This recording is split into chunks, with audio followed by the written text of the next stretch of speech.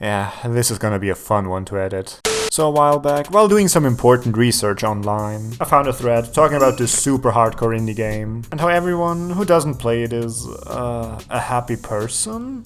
But I'm a sad boy. Why the fuck did I write this? Anyways, as if I didn't already have enough on my plate, here we are. Fear and Hunger. The Dark Souls of generic RPG Maker games. Except it really isn't, because honestly, it's not hard, it's unfair. Because Dark Souls is mistiming your roll and getting hit. This game is stepping on a rusty nail and fucking dying of blood poisoning. Yes, this is real. Was my very first experience with the game, and at that moment I knew that yeah, this is something special. As for the difficulty itself, yes, if you play it like a generic RPG, it's going to be absolute hell. But so is Resident Evil if you play that like Call of Duty. Well, the first one at least. Okay, as you can tell, this isn't going to be some hour-long video essay talking about the depth of its game design, or explaining for the millionth time that it has limb-based combat or some shit, cause that would be boring. To put it simply, do I recommend it? Yes. Well, maybe. Admittedly, it is a cruel, janky mess. But if that's what you're into, it's $6, come on, just get it. But if not, well, you can watch one of the video essays, cause they basically spoil 80% of the game. As for an actual review, well, everyone else can probably do that one better. So instead, I'll just list off all the random bullshit you'll encounter until hopefully you are convinced. But don't worry, this also means that this video will not contain any spoilers. Well, except this one. So, after picking your character, the knight is objectively the best one, by the way. It is finally time to go into the dungeon. Or just get mauled to death by some not so good boys. Whoops, is this too late to put a content warning? Cause yeah, this game has lots of gore as well as... do I need to censor that? So, you might be wondering, is this a Shmentai game? Do you think this is supposed to look attractive? No, it's a horror game, and it just uses body horror to get its point across. Which doesn't always work out, and is definitely one of the reasons this game took so long to even get any recognition. If you don't like it, there are censor mods. And in the second one, it is done way better. Anyways, attempt 2, enter the building and you are now scared and hungry. But to be fair, for the namesake mechanics, on the regular difficulty, they literally do not matter. Cause if you scavenge, you will always find enough food and opium to keep you happy.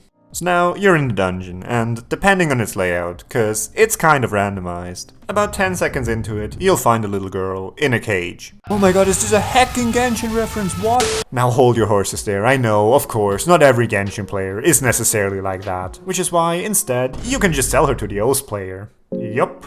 But then again, what do you expect from a game which has the status effect severe anal trauma? And still, it might unironically be one of the better decisions you can make in this game. Or maybe not, cause this game's lore is confusing.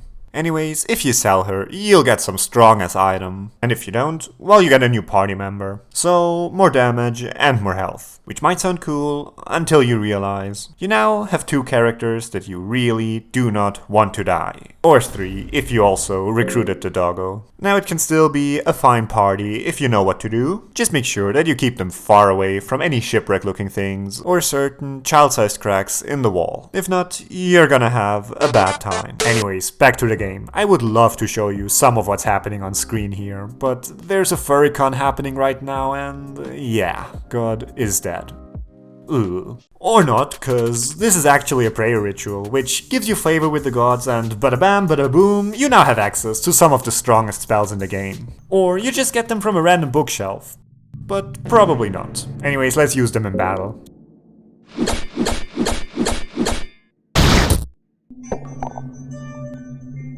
Yes, cause your will to live is also your mana. Never mind, this game is bullshit. And you wanna know another awesome thing? This is an RPG Maker game. If you wanna confirm shit, you press Z. But when naming a character, you can type with the keyboard. So you have to confirm with Enter. Now I knew that, but I still messed it up in both games. So meet Knights and Abellas. Definitely the coolest kids on the block. But I'm spent for now, so let's quick save and continue later. Nope, this game does not have save quit to title. All your progress will be lost. The only way to save is sleep in a bed or use an endgame item. Okay, that sounds challenging, but doesn't sound too bad, right? Today I'll sleep in a monster-infested dungeon. Sure hope nothing bad happens. Yes, beds only have a chance of letting you save. Predict a coin flip and you'll get to take a break. And if you don't, well, let's hope you brought protection. By the way, remember when I told you about the nail and blood poisoning earlier? Wanna know how to cure it? Fun. That isn't even the hardest mode, by the way. As to what happens there, let's not talk about it. Unironically though, as much as I skipped over it and only highlighted the stupid parts, 10 out of 10 would play again, and you should too. Now you might be wondering, what's the point of this video, and why is it on a mostly rhythm game channel? Well, I just wanted to try something different for once, so I thought why not take you along and show you the game I've been wasting my past month on, which was quite fun to edit. So if you like it, well, just throw me a like and all, would be really cool. And that's it, so click here to watch the next video, click here to subscribe, and with that, see you next time.